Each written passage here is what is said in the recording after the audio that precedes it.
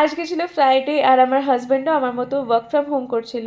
তো সকালে একদম সিম্পল ব্রেকফাস্ট সারলাম এই দই আর কেলগসের নাটস মিউসলিটা দিয়ে। আর আমি কোনো কাজ করব ছড়াবো না, সেটা তো হতেই পারে না।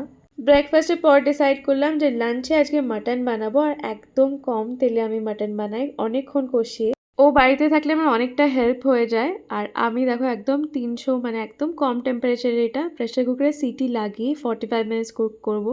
এতটা তেল ছেড়েছিল মাটন থেকে।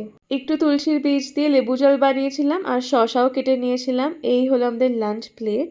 ইউটিউবে ব্রকলি দিয়ে একটা স্ন্যাক্সের রেসিপি দেখেছিলাম, সেটাই ভাবলাম আজকে রিক্রিয়েট করার চেষ্টা করি।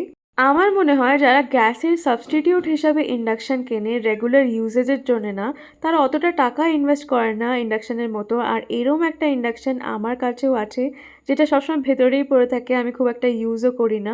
কিন্তু পুরো রান্নাটা ইন্ডাকশনে করলে, একটা ভালো কোয়ালিটির ইন্ডাকশন নিলে, যেরকম আমার এই ইন্ডাকশনটার বেসটা দেখো এতটা বড় যে একটা বড় প্যানও ফুল সার্কেল ফিট হয়ে যায়।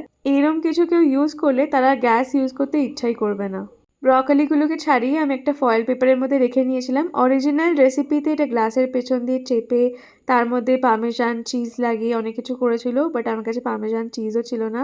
প্লাস এটা অনেক বড় ছিল, তো আমাকে হাফ কেটে হাফটাই বানাতে হয়েছিল। আর এইটা হলো 12 মিনিট পর। খুব একটা ক্রিস্পি হয়নি, তাই আমি আরও কিছুক্ষণ রেখেছিলাম। ডিসেন্ট। অত ক্রিস্পি তো হয়নি, ডিসেন্ট হয়ে যা, ঠিকঠাক, খারাপ লাগে না। এবার ওইটা খেয়ে পেট মন কিছুই ভরেনি, তাই আমরা আবার ফ্রোজেন অনিয়ন ড্রিঙ্কস ফ্রাই করে নিলাম স্ন্যাক্সে।